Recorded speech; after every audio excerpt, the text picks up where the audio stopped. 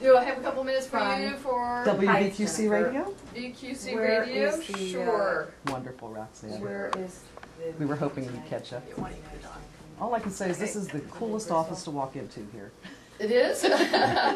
All the cool people are in this We office. never had thought of ourselves in that manner before, actually. Come on in. All righty. How was all I I'm needed? fine. Good to see you. Good to see you. Yes. And I guess we're recording, so we'll Okay. go ahead and sit down for a minute. Cool. Our recording, yes. Okay.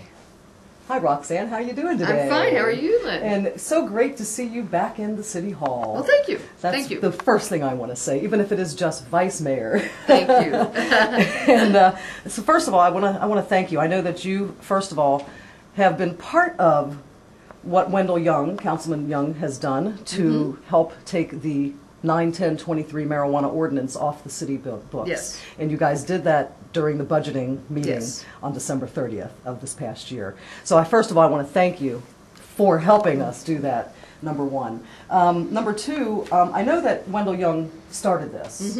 But I'm really curious because, you know, we weren't here, and the news has reported that there was a snag in the meeting when that line item came up, and Councilman Cecil Thomas was like, oh my God, I thought this was supposed to include other ordinances. I'm curious to know, besides yourself, if there was somebody else that took him aside for those 20 minutes to discuss it with him, if there was other people there that helped convince him, and kind of really what it took to convince him that it was time to remove this ordinance off the books.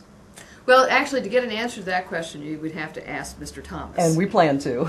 But from what I observed, he had a number of conversations with, I believe, the police chief and other folks within the Cincinnati Police Department. And at the conclusion of those conversations, came back and said he was fine. Well, you know, that just, it thrills me. I know a lot of people were going, well, he didn't really want to. But in the end, he did. And he was the deciding vote. And so along with you guys, we of course are going to talk to him when he gets back from being stuck in the snow. Well, and also I think it really is a credit to him Yes. because he was the person who initiated the marijuana ordinance. He's been a staunch defender of Yes. it. And so, you know, it's a real testament to his willingness to change and also to be supportive of getting the budget passed. That's right, and that really is the issue here. A lot of people say, well, that politician's a flip-flopper, or that guy can't make his mind up. Isn't that really what it's about, is if we think something and then we're presented with something that can change it, that we should change? Correct. And so, yes, kudos to Cecil Thomas for that, because he could have stopped it right then, and he was the deciding vote. Right. But without yourself, and even some of the officers and the different ones, and Councilman Young, that would have never been put on the table to begin with. So we want to thank you for that. And we're curious to know in the future, as councilman, or councilwoman, I should say, and vice mayor, aside from the marijuana ordinance, what are some of the things that you want to do for Cincinnati, along with the budget that was passed?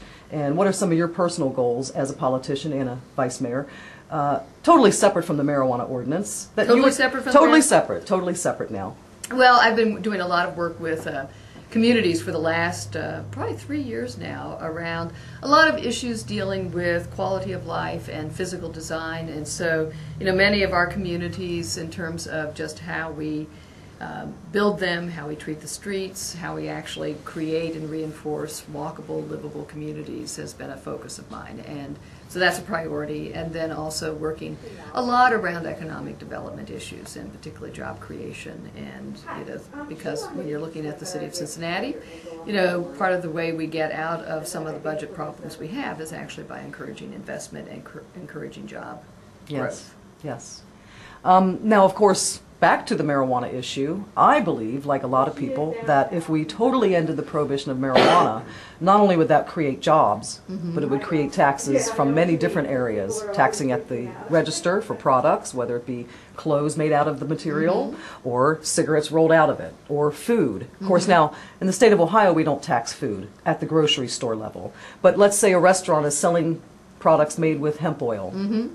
And it's not taken out, but it's eaten in, there's taxes there. So even minute taxes on food in a restaurant would be a tax available for that to go into the Right. coffers of the taxes. And of course, job creation.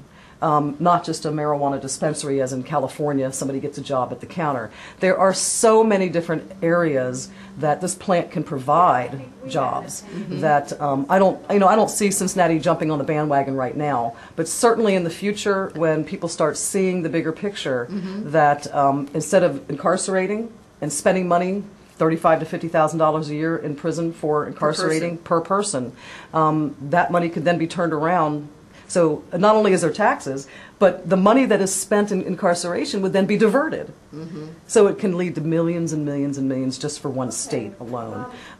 So my hope is that if in the future our Congress and senators out of D.C. see the folly in this drug war and change the laws there, then the cities and the states and the municipalities like ourselves can then go, all right, how are we going to do this? And so that's one way that we see in creating jobs. Either way, we support you. I want to say that. And again, I want to thank you for doing your part and joining us on our brand new radio station, WVQC Well, congratulations Radio. on the radio station. Absolutely. This is out of public access at the Media Bridges facility. Oh, that's terrific. Downtown, across from the new School for Performing Arts. And we are at WVQC.org and 95.7 FM, and HempRock Radio is one of the shows.